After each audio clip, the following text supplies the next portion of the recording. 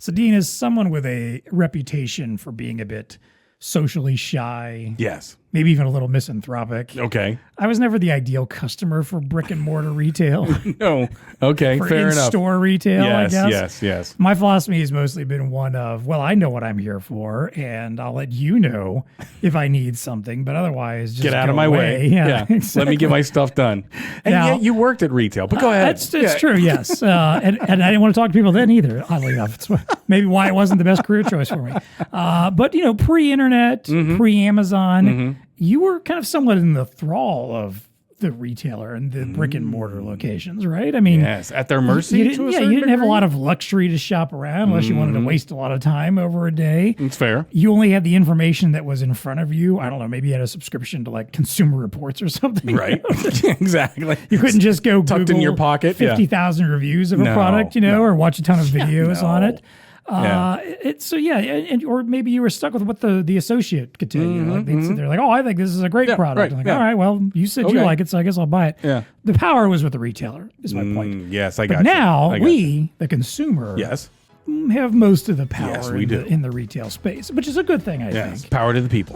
But it makes it more important as well as more difficult for those retailers to differentiate, to innovate, to seek new opportunities, to capture our attention, our time, and ultimately our dollars as well. Yep. So today on the podcast, we've got Honeywell's Tony Boncore. Yep. He's back for the third time Yeah, he's awesome. to join the pod to explain that power shift. He Yep. gave a great presentation about that at Exec Summit. So he's going to kind of He knows distill what that he's down talking a little for us. Right? Absolutely. He's going to tell us what it means for retail technology, the AI of it all, because we have to talk AI, of course. Of course. And what kind of, edge technologies and what Honeywell's doing to help you go to your retail customers and give them a little bit more of a competitive advantage. Sounds like a good one to me. I think so too. I'm John Martin. And I'm Dean Reverman. Welcome to BlueStar Nation.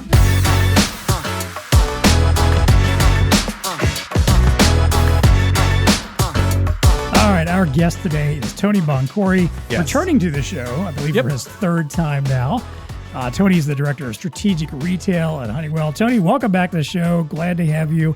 Part of the reason we wanted you back on the show was we met with you at the Exec Summit in Canada a few months back, and you gave a really great presentation there about retail and some of the stuff that we're going to talk about today. And I might add, you brought your mother along for the trip too. So welcome back, and maybe briefly explain how that came about, because I think it's a good story to hear. Yeah, I'm glad to be here. Thank you both for having me. I'm always excited to partake in the BlueStar podcast, so appreciate that. Yeah, the story of my mother. So I'm a lifelong athlete. My mother put me into athletics at a young age. She told me I was hyperactive and, I needed to do something. So I realized, over the course of my time that my mother seen me do everything except work. So I was like, what not a perfect opportunity, being that it's in Niagara Falls. My mother lives in Buffalo. So, hey, why don't you come along and I'll ask the folks at BlueStar if they're okay if you're my date. And they were very warm and welcoming. And of course, that was the first time my mother actually ever saw me do anything related to work other than serve food when I was 18 or 19 years old at Denny's. So it was pretty cool. And I really appreciate you guys letting me bring her. So yeah, thanks so much for that. That's good stuff. Yeah, Yep. we enjoyed it. She was awesome. Yep. We loved having her there, Yep. and it made, like you said, it made for a really good story. I don't know. There's too many people that would want their parents to Right? Yeah. see them at work. See them at work, and yeah, So, yeah. so I applaud to you for over thinking like, hey, what?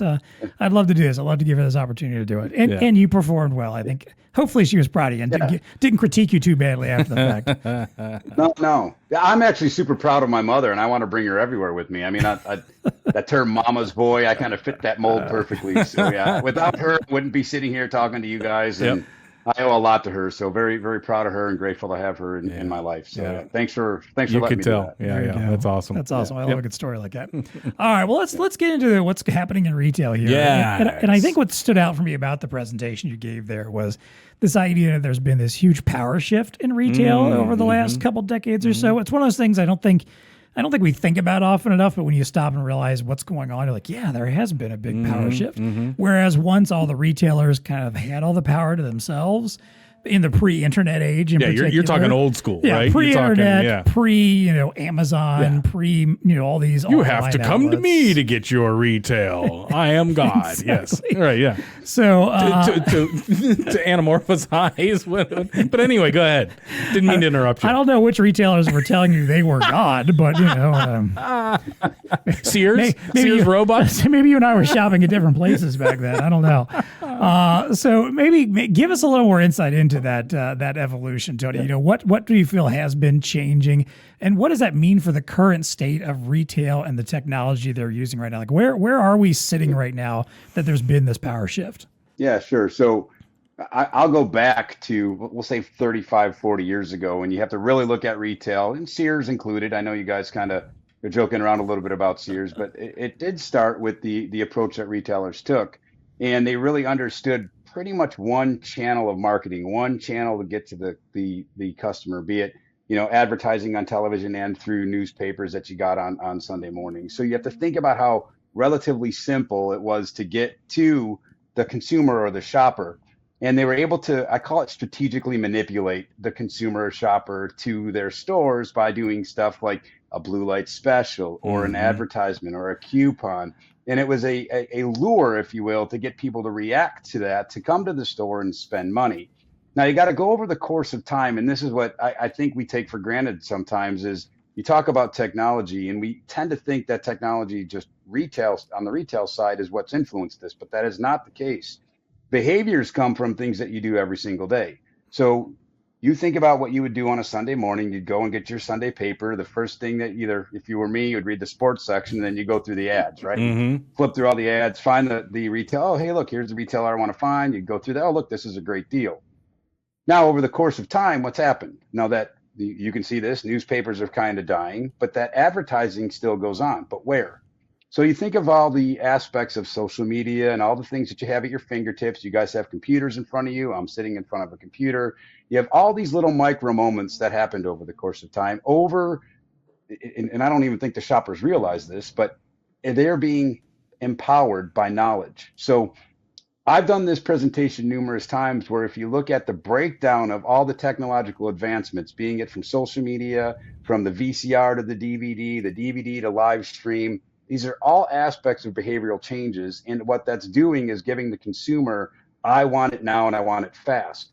So this power shift went from a strategic manipulation from a retailer, from an advertising perspective, to I can have this information immediately. And this behavior is now trained by the shopper, you guys as well too. Even if you're not a shopper, but think about how fast you can get that information. So I think we've taken for granted how the power has gone from the retailer to the very demanding and sometimes very confusing shopper, where they are now putting this pressure on retailers to adapt their technology. And that's not going to stop. I like that one word, confused, shopper, because that's so true. It is. Yeah, because, we're equipped with all this information, but I don't know that we know what where to do with it, yeah. We can be very demanding. Right. And like I said, we have the good information, but but when you think about it, Tony, and it's brilliant to bring this up, it totally has changed the landscape around. And what it helped me frame out is truly, I was being funny and, God in the beginning, but when you think about it, retailers had so much power back then. It was their buyers. They were the ones that were bringing stuff and information to the marketplace.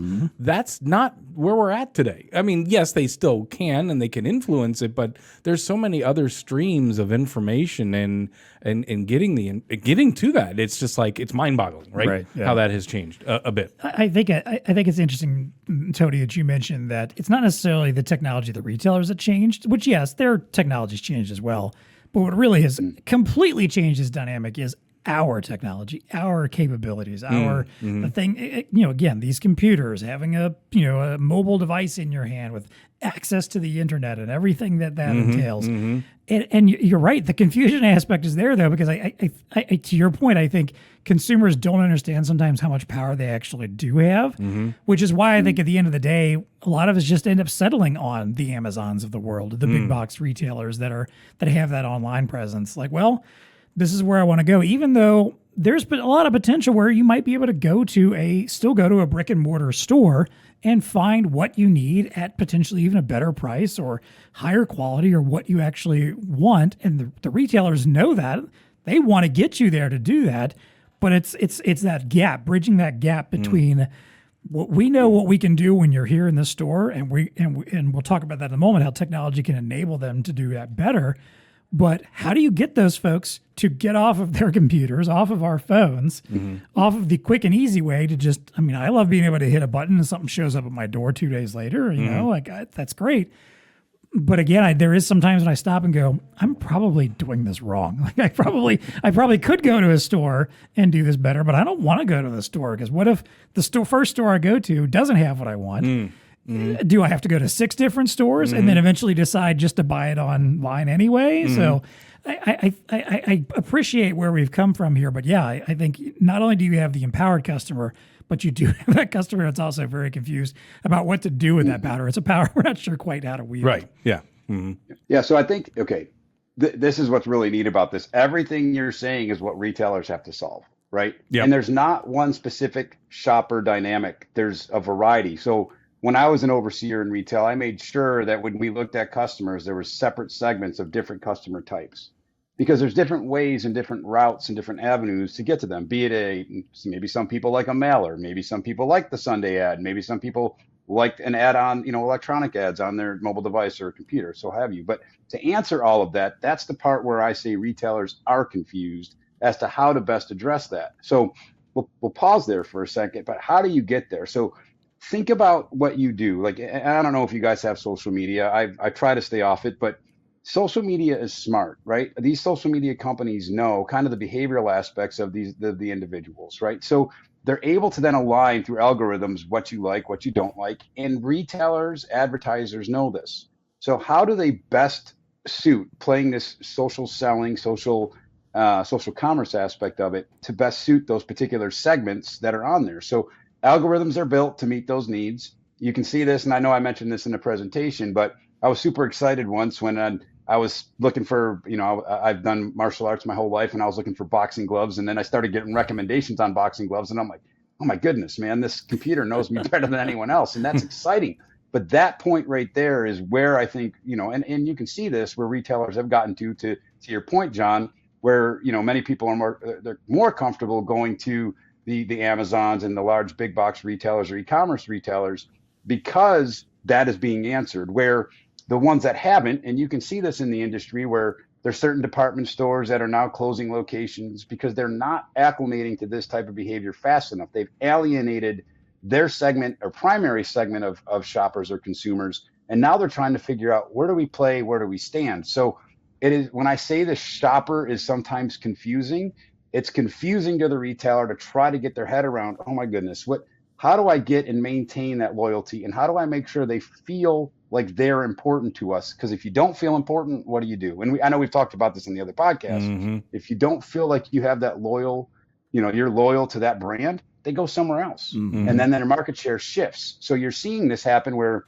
department store market share is shifting to your general merchandisers like Walmart and Target, where those legacy customers have at one shop there, I want that convenience.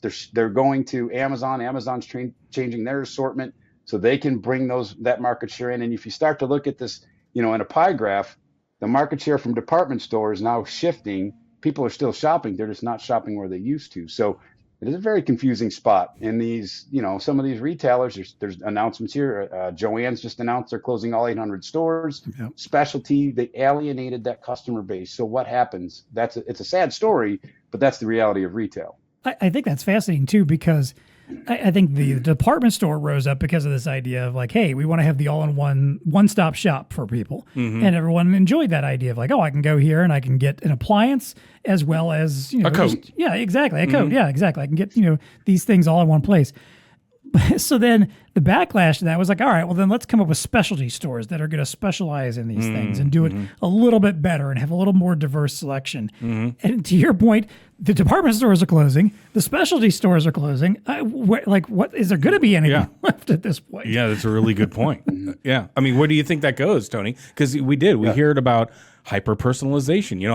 How do these retailers combat that? Is it hyper personalization? Is it enabling the associates, right? So that now when you walk in, it's more about the experience, right? If you're going to invest in going somewhere, well, okay, we're pulling our associates out. We're going to try to engage, stuff like that. Is that part of what's winning the day, Tony? Is what you're seeing is some of the shifts in the behavior of the retailers to respond to this? Yeah, so there's want and need, right? What you want and what you need. So I think there's retailers that are set up for the need, right? So I need to get food because I have to feed my family. While I'm there, I'm going to go take a look at these pants or coats or shirts, what have you. So you are drawn into companies that have the need part. Then there's the want. And I think what the stores like Joann's and specialty and department stores, they play in the middle, right? So you have your need and want, even though you can go to a department store and there's things that you want. But now you start to look at some of these higher end boutique stores, they're flourishing. So it's an interesting place to be. So the want for the higher end shopper that are looking for higher cost or higher price items, that is being sufficed. And they're doing very well. The middle ground, the ones that had, a little bit of everything, but they didn't have the need part, those are the ones that are struggling, the specialty and department stores trying to figure out their place in the market. And then you have the e-commerce only, and I say e-commerce only, and Amazon, eBay, things of that nature. They're doing well because that's convenience shopping where you can go and look at things online when you're bored. I call it JIT, just in time. Like, we have nothing going on. Well, I want to go shopping. Why not? So you can sit there and do it while you're doing nothing else. So smart on the ones that have figured out the need, smart on the ones that have the just-in-time need, the just-in-time approach. The ones that are struggling are the ones that don't know where their identity is anymore, and those are the ones in the middle. And that's my perspective on it. When I've consulted or meet with these retailers, they're all saying the same thing. It's what we're losing our customer base, and I think they know why, but it's maybe just a little bit too late to react to it, to bring that loyalist back to them because they found comfort somewhere else. Does that make sense? That's really, really fair. Yeah, because as you were talking, I'm thinking to myself, like, a store like Costco, that place is so darn busy, but that's a needs place, I guess, right? You would categorize them as need. You going there because you've got needs. I got to get. They're also food. not just everything kind of store. They're not. Like, they're very deliberate. They're very deliberate about what they stock and what they have. Yeah. You can't go and find 50 different varieties of coffee. They're only going to give you 3 or 4. Yeah. You take what you get and you move on. So Tony, you're saying the bifurcation is you're going to have your Costco's of the world, and then you're going to have your I don't know, Coach Leather, some specialty right, higher end boutique type things. As well. Correct. That's really. I think is Target struggling a little bit right now as well? Is that they part are? of? I mean, if you look at their annual report, I'd say that they're showing positive comps. But what I say, if they're struggling, I think there's more to it than why they're struggling. There's other political aspects that fall into this. Things that have happened over the course of the last year, where I think that's where they may have been, alienated some of their, customer base. But I wouldn't, if I had to bet on it, they'll be just fine. I think they do enough to, accommodate that. I need to go there. I can get a steak, but I can also get a pillow. And I need to get, diapers for my kids. Where I think Costco and, Sam's Club and, BJ's Wholesale, they're also, you got to look at this like a stratification, right? They're hitting different stratospheres. They're hitting folks like me. I've got 7 kids. Yes, I'm going to go there and I'm going to get stuff that can accommodate a large family. But they're also accommodating, potentially wholesale approach, where someone may have like a catering business and they need to get, pans or plates or something that they can, use, to fulfill their business needs. So their stratification is a little bit different than when you look at the segmentation that Walmart or Target or some of these other, even grocery chains are leveraging to hit that unified experience that they want their consumer to have. So it is interesting. The other thing you mentioned was, Coach as an example, Louis Vuitton. You can go pull this up, and I don't buy this product because I can't afford it. But in the grand scheme of things, they're doing great. Why? Because they have really focused on that customer-centric experience, and they understand it. Let me just say this. They know their customer. They literally know their customer. They know them so well, from a birthday, anniversary, to the hair color, to their size, if it's makeup, what makeup. It's amazing what they do. And there's others that have done this as well too. Some of the cosmetic companies have done a fantastic job at knowing their customer. So that is the key right there, is you cannot alienate your customer, and the companies, be it the boutique high end, to the ones that have really hit their specific stratification. have done a fantastic job. And I think that's the critical component is when you talk about the power of the shopper, the power of the consumer, the retailers that have adapted to that craziness we talked about or the confusion, those are the ones that are flourishing. Those are the ones that were, the Costco's and the Sam's and Walmart's. Those are the ones that are flourishing and doing a good job. And I know when we talked about it last time, and when you consider the question that you posed right out of the gate, what's the evolution been? How has that changed? And you said for the first time, maybe 2 podcasts ago, Tony, the phygital retail, right? It's this blend between digital and physical. That is, people they really have to master that. And actually, I'll go back to Costco. I don't think they've mastered the digital side yet, which is like if you go on their website, their e-commerce site, it's like circa, I don't know, 2005. Right. It's not the best experience, but everybody, in my mind, I think everybody's kind of watching what Amazon does. To me, Amazon is really up their game on video of all things. Yeah. You can go on to Amazon and now it's like QVC. Yeah. You can get sucked into watching people demo products that you don't need, right. Everything, but they've mastered obviously the digital side, right? I mean, there's something for everybody there, I think, in a certain way. So phygital, right? That's a part of this evolution too, right, Tony? Yeah, I kind of moved away from that terminology, and I'll tell you why. So okay. Kind of alienated. See, we've evolved even farther. Go ahead. Digital. Yeah. We have, yes. I moved away, and here's what's crazy, and maybe it happened right after the first podcast where I got hit in the head, and I'm like, oh my goodness, I just realized something. I realized that phygital really alienates to 2: physical, like brick and mortar, and then the digital e-commerce world. But at the end of the day, what I've learned, it's really about the consumer, the shopper. And that's where unified came in, unified commerce. So, and if you really think about what I was talking about, you have your brick and mortar, your e-commerce, social commerce, marketing, right? So all of these have to work collectively together. That's a unified commerce approach. And at the center of this unified commerce is the shopper. So to me, I kind of left out the other 2, and shame on me because I wasn't thinking holistically, but it is, I think, an element of it. You take those 2 together. But unified commerce in my opinion, is the new modern day omni-channel, if you will. Yeah. And I like that term, but I personally like that term better because it talks about how all of those have to be working cohesively to hit what that particular shopper or their shopper segmentation needs. So unified commerce is what I'd go after. And I'll say one thing too, so you look at company, we'll pick on Costco again. Do they need to be strong in the digital world? Right. Do they need to be strong in e-commerce? So that's the other piece too. They know where they fit. Yep. And I'm not defending them. I'm just saying, if I was in their operations, or if I was, a decision making there, I would say, okay, this is what we're good at. We have record sales. Yeah, right. Let's stick to it. Yep. It's working. We know our segment. We know our customer base. So that's good. But then you look, let's compare Amazon and Walmart. Okay. Walmart and Amazon, the 2 largest companies in the world, right? To me, it's one of them does this. They do very similar things. They just do it a little bit different. Amazon builds major distribution centers, major e-commerce centers to meet their customers' needs fast, right? Walmart leverages their network, their, thousands and thousands of stores that, what is it? It's 90% of 90% of the population is within 5 miles or 10 miles of a Walmart. Yeah, so, it's crazy. Yeah, so you think about logistically how they can take their footprint, activate that inventory in a store, and fulfill 90+% of their e-commerce orders from stores. So they now know where they fit. They know their customer base. So again, we talk a lot about how, the DNA, each one of these particular retailers has a specific DNA. We tend to blanket retail all as one, and it's not the same. And that's what's really cool about it. And that's how they get to their shopper. And that's where the unified commerce aspect comes. So no, I'll stay away from phygital. I do remember saying that. Shame on me.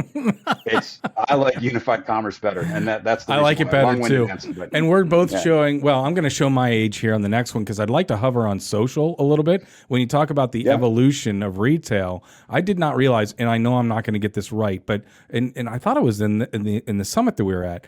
Is not the number 2 venue of people buying is now through social media. It's like and I think it's TikTok specifically is huge. Yeah, it's huge. Their shop portion is a massive part of. And like I said, I'm showing my age in the fact that I'm not on TikTok, but apparently, it's the number two place where people buy. And they've become great for like small brands and like startup brands. Yes, like, it's not like you're not going on there to buy something from Walmart. You're going on there to buy Joe Schmo's, tire gear or something like that. So is that where you're going, Tony? Too, as a part of the this is a part of the universe. I mean, that's clearly making retail evolve. Go ahead. I presented on this a few times. Like Facebook, Instagram, TikTok, they're retailers too. Yeah. When we take that for granted, they are benefiting from the sale of someone's live stream or the sale of a social commerce experience that is being projected, just like any retailer would from a normal transaction. So we tend to think that it's just for entertainment to sit there and look through the phone or through the device for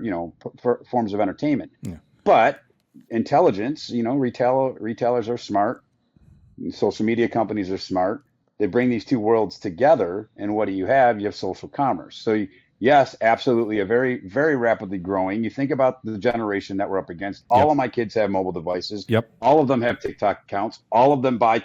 I get more packages from, is this from Amazon? No, it's a TikTok order. So this seriously happens at my house. So it's like, my God, how much stuff are you guys buying from TikTok? So absolutely it's happening. But to your point, Dean, you may not be comfortable with that methodology, but that's part of that segmentation I was talking about. Yep. Where you and I maybe, I'm a combination of an e-commerce and brick and mortar. If I'm going to buy something, I'm not going to just buy it offline. That's significant.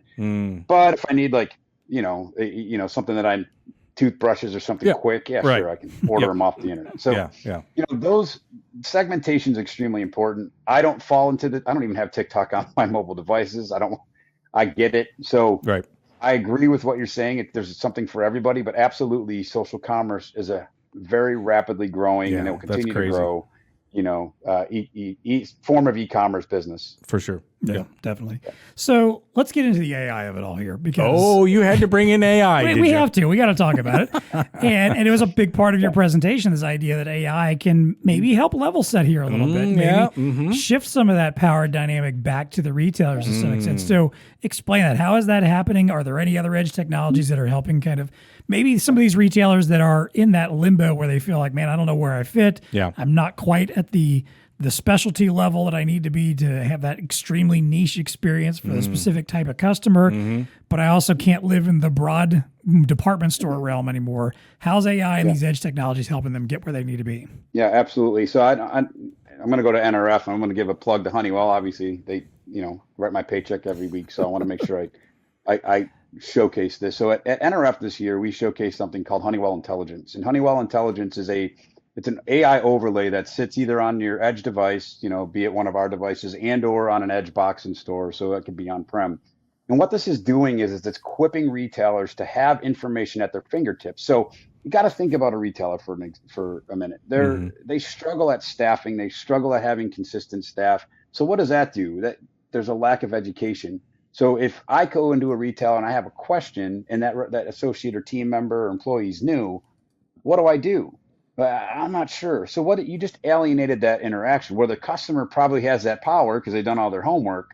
What you can do with AI overlays or AI on edge is that you can say, okay, hang on one second, sir. Either if it's a headset or you can ask it, right to the device, the customer is looking for X and it's going to give you a response or give you an answer. So I know that sounds relatively simple, but think about all of the items that are in a retail store. Think about all of the, if it's, the manuals that they may need to reference. You can load all of this information in and literally give that associate the education that they need on the spot. So you're bringing power back to some degree to that associate. Now, this is multimodal, right? So these multimodal approaches, it's not just literature that's in front of you or a verbal response. It could be an image of something. You can ask, AI to, show me what this would look like in this particular setting, and it can populate an image.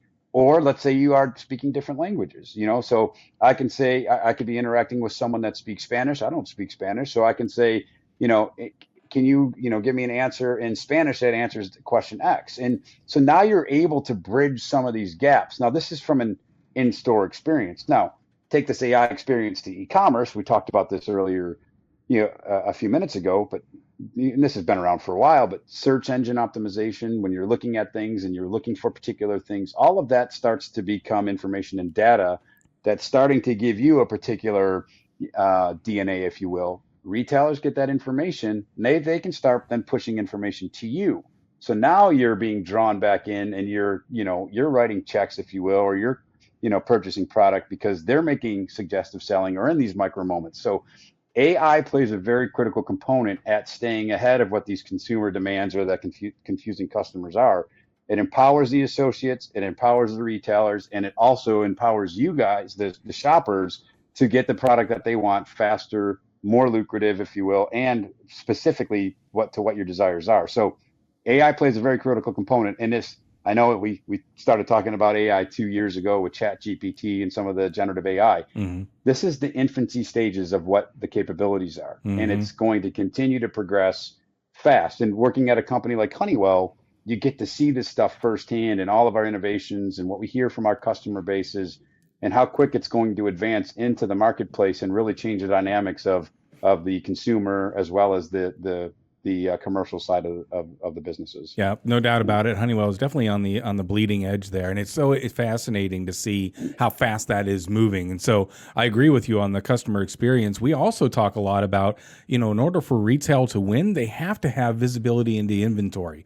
For me, that's just that's the main thing. So not only is it visibility, but it's also managing that. So I think you're going to, as we are seeing, edge and edge technologies and AI really helping retailers get smarter there. What is the inventory? What inventory should be in stock? Maybe the analytics of what, helping them order for demand and what do they call some of that stuff where they're predictive analytics, right. Stuff like that. But also now using, things like machine vision and blending that with RFID to have really good optics in what the inventory is at hand. These are some of the places that they have to be there in order to win, because that's what the consumer's demanding. Yeah. If you tell me there's this widget at that store and I'm going to drive over to get it, it better be there.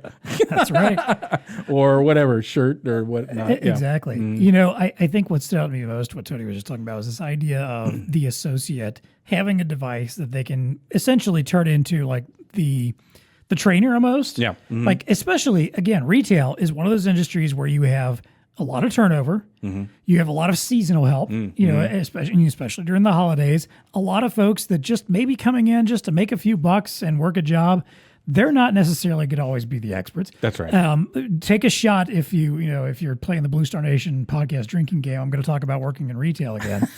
But back in my day, when I was working in a bookstore, yep. We had always the seasonal help come in, and I didn't expect everybody that came in to be as knowledgeable about the store as I was. I was there every day. I knew where everything was. I didn't read all the books, but I knew, a lot about them. I could help a lot of folks out. There's a lot of folks that had to come in and work there that just didn't. And so they'd get a question and they'd either have to immediately go to the counter and go to the computer and type something or track down a me or someone else that had been there a while and ask a question. Mm-hmm. Imagine having that tool right there in your hand where, to your point, Tony, you can just quickly say like, hey, I'm looking for, this particular type of nonfiction book. Where would it be? And it's immediately like, hey, go to the business section. Mm-hmm. It's going to be back in there, filed under, this is the author. It's going to be right there in that place or whatever. That's the kind of stuff that saves so much time, makes it so easy for someone that doesn't honestly know a lot about the business to still seem well-informed. Mm-hmm. And at the end of the day, you're creating a really great customer experience. Mm-hmm. The person that doesn't have to sit there and wait for you to walk off and ask someone else or go over to a terminal and type something in, get distracted by 5 other people and come and finally make their way back to you. And you're already on the other side of the store and they're trying to track you down. That little stuff right there this to me is one of those great practical use cases of AI that I can totally get behind and appreciate. Mm-hmm. So Tony, you mentioned NRF. And obviously, you guys were showing off this kind of solution there. Mm-hmm. How were you seeing this conversation playing out around NRF and other places too, beyond what you were doing with Honeywell? Were you seeing other folks, whether within our industry or just in the general world of retail, talking about the potential of AI, trying to sort out how to take some of that power back? And beyond that, were there any other interesting trends or hot talking points from the show that you want to talk about? Yeah, I feel like NRF, I know they call it the big show. They should have called it the AI show this year. It was AI everywhere. Of course, So, yes, absolutely. I mean, artificial intelligence. Again, I think we talk about, it's is it to me, it's not relatively new. Artificial intelligence has been around for a long time. It's now starting to become, at the forefront. So, yeah, this year at NRF, you saw it quite a bit. I would say based on our traffic and our booth, we led the way. And I'm not just saying that. I'm saying with this Honeywell intelligence overview that we did, it was pretty incredible. I did walk the floor. I saw a lot of other different concepts around, how you can drive generative AI and generative AI tools to help generate, positive customer experience. You did mention, machine vision, camera vision. One of the things that we highlighted was and again, I'm plugging for Honeywell here, but we highlighted a solution, a proof of concept solution, which I thought was amazing.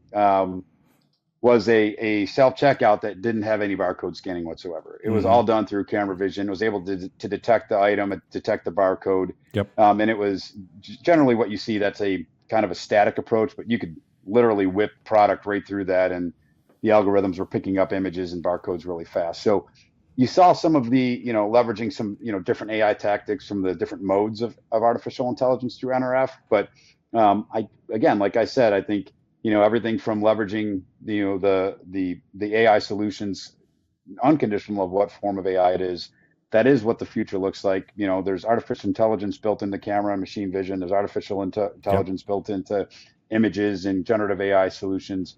All of that, I think, is going to continue to morph what the future of retail looks like, and the future of commerce. So absolutely, it should have been called the NRF AI show. There was a ton of it, and it was pretty amazing to see. It was. I thought one of the manifestations were these shopping carts that are AI enabled.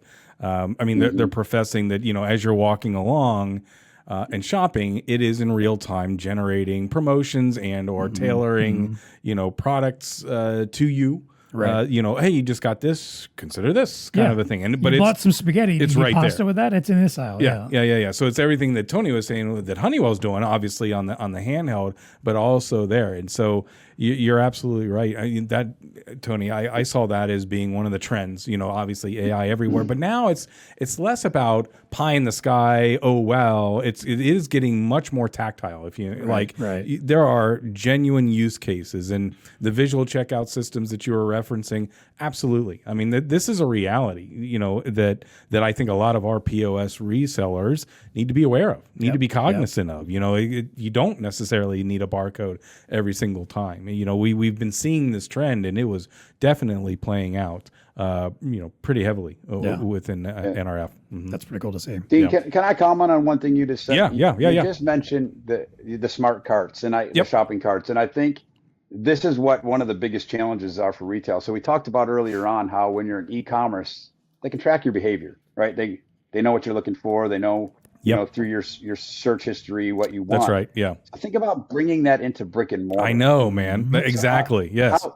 That's exactly what it is. And that's really cool. Now you're starting to see this unified commerce literally overlap based on the behavior. Like you said, you put a box of spaghetti in. What about this sauce? You got pepperoni, don't forget the dough, whatever. I mean, that's the stuff that increases basket size, that increases. It's a little scary because then they can start to know you, specifically if you're tied to loyalty. Yeah, but to your point, Tony, but it's pretty cool. That's what we've been experiencing online for a decade now. I would argue. Right. Like if I buy something, say that it's what most people honestly kind of want. Oh yeah, whether we admit it or not, we like it. But I think that's how retail competes. They're going to have to compete at this level. Because again, that's the consumer's behavior. So not only is it during that shopping experience, but okay, I go away, I come back next week, I log in with my loyalty number, whatever. Right. Now it knows everything I bought last week.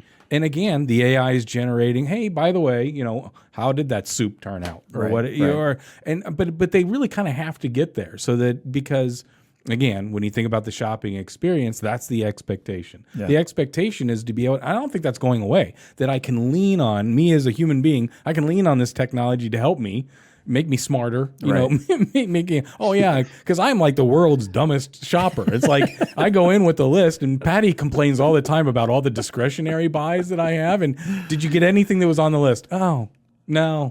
Yeah. Okay. No, I got to go back. Anyway, I digress. So But she'd be the first one to sign you up for the smart card. Yes. That was yes. like that was like, no, Dean, this wasn't on the list. No, Dean, put that back. Yeah, because Dean, you don't need She this. would absolutely map it out, like, because she has the store memorized, so she knows where everything is. She would go aisle by aisle, and I would like plug in, like, hey, you're getting off course. Where are you going? She's like the living embodiment of the woman in the meme with like all the little equations floating around her head, trying to figure it out. But to your point, Tony, right? The retailers got to get there. They got to get smart. They got to have this unified experience, and then even pull in, what did I do online with this particular retail, and how does that now, change now that I'm physically here in the store? Right. What does that look like? Really, really fascinating. Good stuff.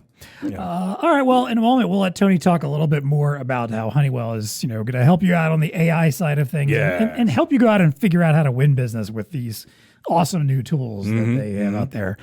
Before we do that, first, a quick note of what's happening around BlueStar Nation. Well, since we're talking retail, the RSPA recently dropped their 9th annual retail IT channel KPI study. Really good study. It's a comprehensive report to help retail VARs, ISVs, vendors get an overview of what's happening in the industry, how it's impacting the specialty IT channel. Better yet, for the second or third year in a row, I believe. Yes, third. Yeah, our own Dean Reverman is appearing on Jim Roddy's Trusted Advisor podcast. We do a little debrief on it. To dig into the study, share your thoughts on what it means, what we think that our customers should be doing with that information. Absolutely. Yeah, good stuff. Now, as of this recording and when this podcast comes out, we're not 100% sure if that episode will be out yet. If it is, I'll go ahead and link it in the show notes. If not, I'll stick a link to the study in there. But keep an eye on the Trusted Advisor podcast wherever you get your pods, and Dean will be popping up on there soon to talk a little bit through that study. While you're doing that, though, and before you go over and check out another podcast, take a few minutes to like and subscribe to ours. If you're watching on YouTube, hit the like button, leave us a comment, subscribe to our channel. We got a new name, amplify it, get it out there, right? That's right. You got to make sure that the folks know that Tech Connect is now the BlueStar Nation podcast. Check out BlueStar Nation, the website, the blog, nation.bluestarinc.com. That's where we do all of our great surveys and other content pieces, really thoughtful stuff that we're putting out there to help you win business and learn what's actually happening in the world of various industries like retail. Submit your ideas for the show. If you got something you want to hear about on the podcast, if you want us to bring Tony back on to talk about something retail, it's never an issue for him. The guy loves to talk about this, obviously. So if you have some thoughts about what you want to hear about, you got to let us know. Find us, as always, on BlueStar's Facebook page, our LinkedIn page, or you can also email us at our brand new email address, nation@bluestarinc.com. All right, let's wrap up here. First of all, the little VAR value.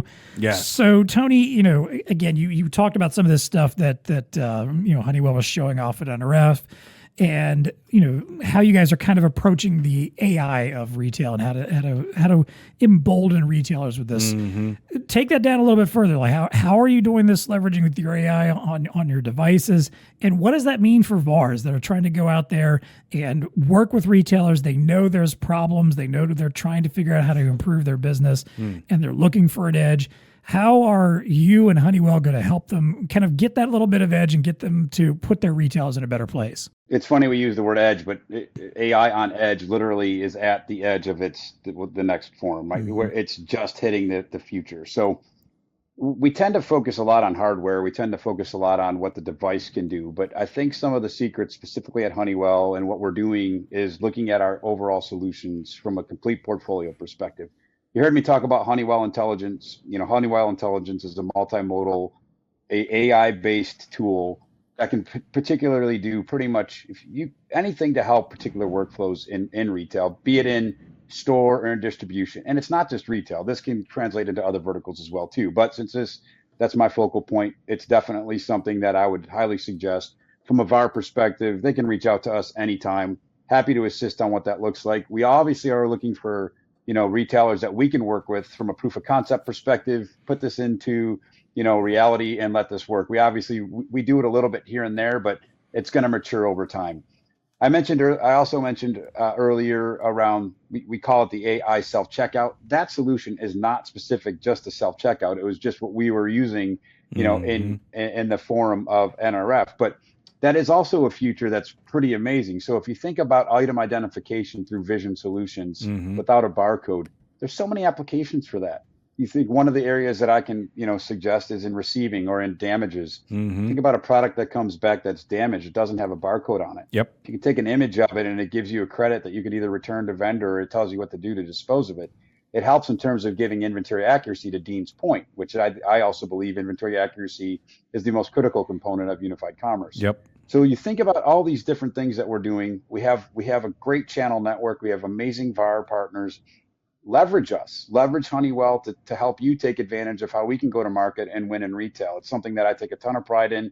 We win better together, and I will continually say that with the VARs. They're a key component of our future. They're the key component of letting retailers see what's new, and we're happy to showcase to that collectively with them. I don't think I could have said it any better than that. Nope.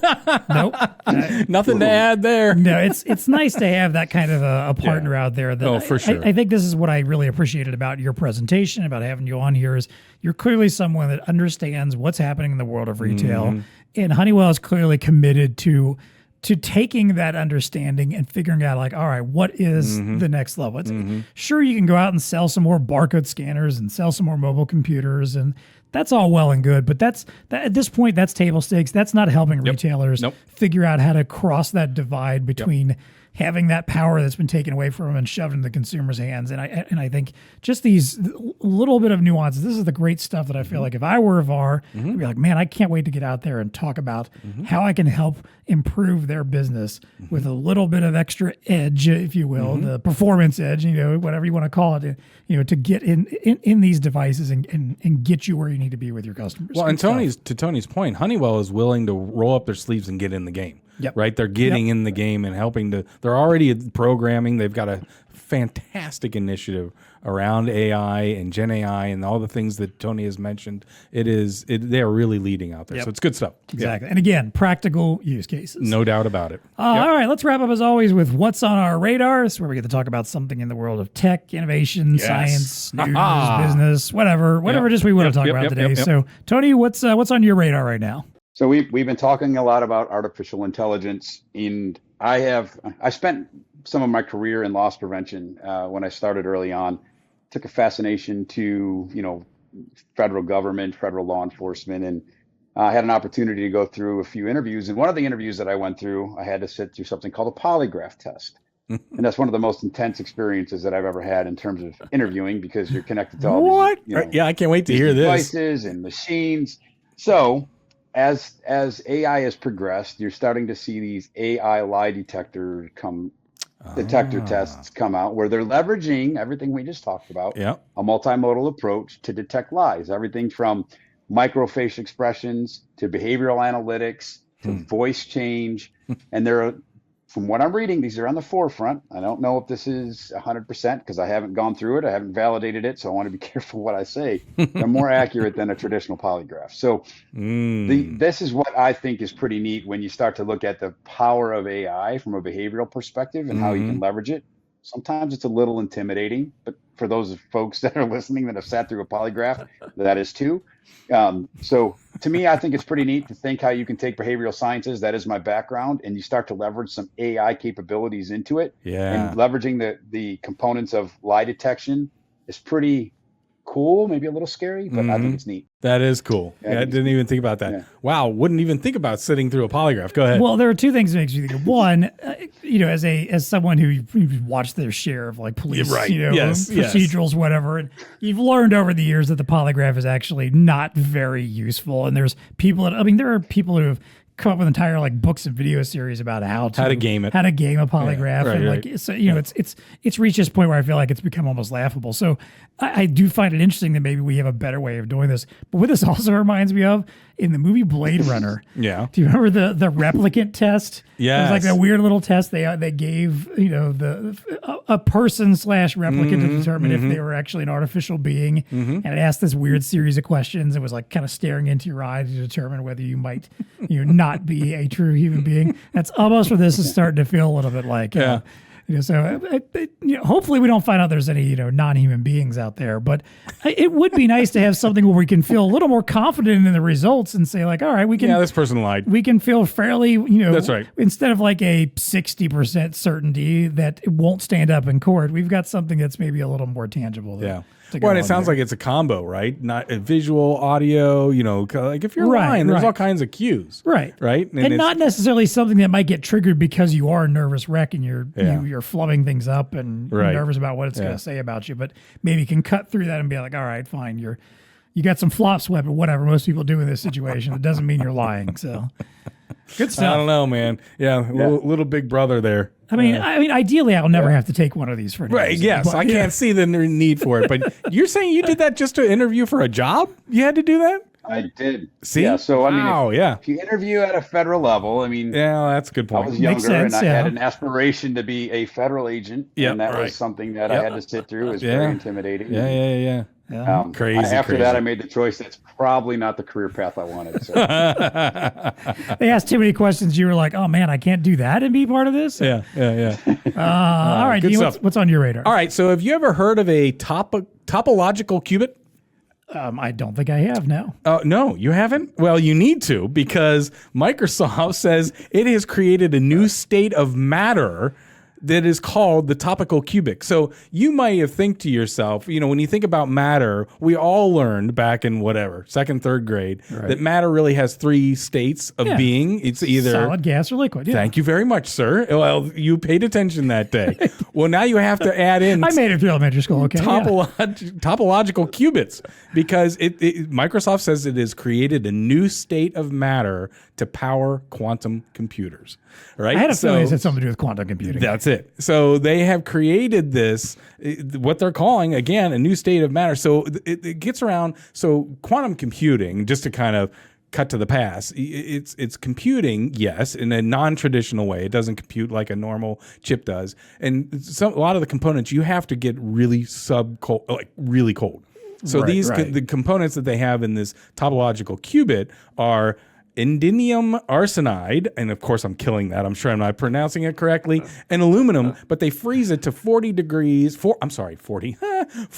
degrees below zero. Wow. And when you get that cold, it exhibits a kind of, and I'm quoting here, otherworldly behavior.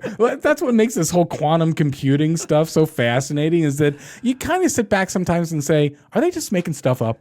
I mean, they're claiming that they're coming up with a new form of matter, that when you get stuff that cold, and this is how we're going to do quantum computing. It's like, what is it again? What did they say? It was, they behaved...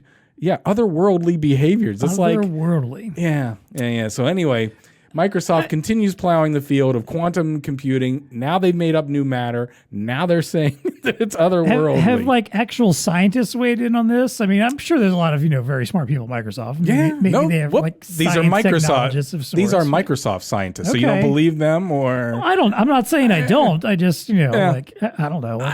I don't know. Let's do some peer review.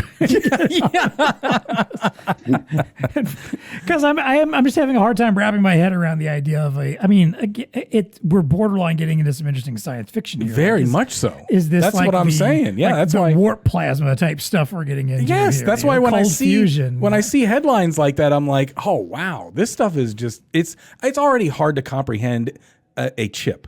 Right. I mean, you've got transistors and it's doing computations at unheard of speeds. Right. But not only that's not good enough. Right. We have to create other forms of matter, and we have to get this stuff to otherworldly behaviors in order to do these. So it just gets so confusing. I find real quick. the otherworldly behaviors part is a little bit alarming. I'm not sure that I want my technology to act otherworldly in some way. What does that even mean? I don't know. All right. Anyway, that's on my radar. Otherworldly stuff is on my radar. What's on your radar? All right. Well, back to the world of AI. Okay. And because we've been talking, we got to compute all this stuff. Well, true. Well, we've been talking a lot about some good practical use cases of AI. Fair. For retail, Fair. Potentially for a polygraph, stuff that makes sense. Yep. Here's one that I don't think really makes a lot of sense. AI as a school teacher. Okay. So, in Arizona, the Arizona State Board of Charter Schools has apparently decided to adopt an AI curriculum. Really? So they use something called Unbound Academy, which apparently creates a fully online school program, which is essentially 2 hours each day for 4th through 8th graders 2 hours each day. They're basically just AI is doing the teaching. Okay. It's all AI driven. It's all, building out the, the curriculum for them. And apparently, is it delivering the content and everything? It's delivering the content and everything. It's kind of like a, work at your own pace kind of thing. Now, let me briefly kind of describe a little bit of how they're describing this. All right. As students work through subjects like math, reading, and science, the AI system will analyze their responses, time spent on tasks, and even emotional cues to optimize the difficulty and presentation of content.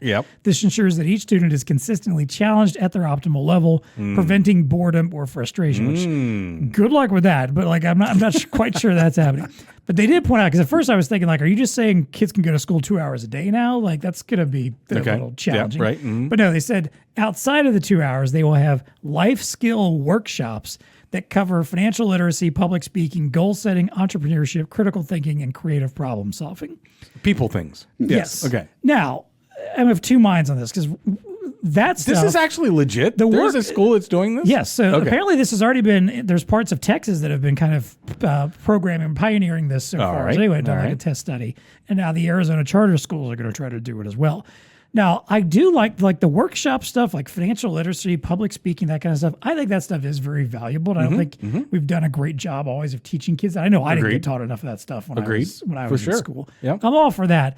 But even that stuff, they still don't want it to be traditional teachers, just like guides, as they refer to them. I think my issue with this, and it's not the, taking teachers out of the equation, like firing the teachers kind of thing. It's more of a, teachers have a very valuable role in education that I think a lot of times we undervalue and don't appreciate, especially a good teacher. When you have that one great teacher in your life that really helped open your mind to thinking about things in a certain way, or understanding how to solve something, and maybe take you from a very basic level to a different level of being educated. That's something I just don't think any AI is ever going to be replicate. Even if it can, I get that, it can understand how you're working and what's going well and what's not. Cater it, personalize to you, and the way you learn. I'm not saying there isn't a place for AI in education. I think it's a cobot type of thing, right? Some real useful applications for this stuff to help a teacher figure out. But not just all in on the AI. No, not just we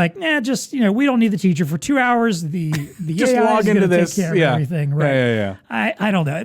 Especially when you start getting it. I mean, we already have enough sticky conversations around the state of education. And you start getting into who's deciding how that AI is programmed? Oh, yeah. Who's deciding? Who's putting a thumb on the scale of exactly what is being taught? I don't know. Starts getting a little squeaky to me. So. What's that? It feels hypocritical. Yeah, it feels hypocritical. It kind of does, yeah. Yeah, you have an AI teacher. Can you have an AI student? I mean, isn't the whole premise to get the kids ready to be educated further? But yet you're going to have AI. Yeah, so I'm with you on that, John. I'm really curious. They've stated that they've seen great improvements in scores and blah blah blah coming out of this. Let's give it some. Just honestly, the first things maybe think of is all right. Everybody just had to deal with the whole NTI thing and their kids working from home throughout the pandemic. Thankfully, I didn't really have to experience it. I was telling Dean, a couple weeks ago, I had the one and only time my sons had to have an NTI day at home, and apparently the district decided to scrap NTI entirely after that and just go back to it's just traditional snow days, and we'll make it up now. Yeah. But I heard from plenty of parents during that time how incredibly difficult that was to have an online learning program that was supposed to manage the kids by itself without parent involvement, because that never worked. It just didn't work. I look at this, I'm like, I don't think that's going to work either. Yeah. You can't tell me that people aren't going to have to get involved somehow. Yeah. And if that's starting to happen, then what was the point of doing this when you just get back to still needing the teachers or the parents or somebody getting involved? Now, would it change your mind at all if this AI thing was physically a robot that looked like a person that was delivering all this to you? No, we're not that far away from there. We're not. That would be a little alarming, because rather than just a screen. There's some things that I just don't think robots can do yet. I think we're a long way off from the robot that can actually have the emotional intelligence that a student might need to help them out. I don't know. Yeah. I've been seeing a lot of chatter about singularity, right? When do we get to God. AGI? And isn't that supposed to happen like stuff. next year now, apparently? Yes. So, yeah. Well, it depends on who you're listening to. Well, It's either maybe- next year or next decade. Maybe this conversation will be entirely different by this time next year. But for now, Fair enough. I'm not bought in on All right. AI teaching my Nah, kid just well, I yet, think we're all on so. the same page there. Yeah. All right. All right, that's what's on our radar. Tony Boncore, thank you so much for coming back and joining us today. Loved having you back on the Yep. show. Thanks, Tony. Hey, get out there and check out what Honeywell's offering up in the AI space. Go talk to some of your customers, help them take some little power back from us. Yeah, Us there you awful go. consumers. Right. Thanks for joining us here in the nation, folks.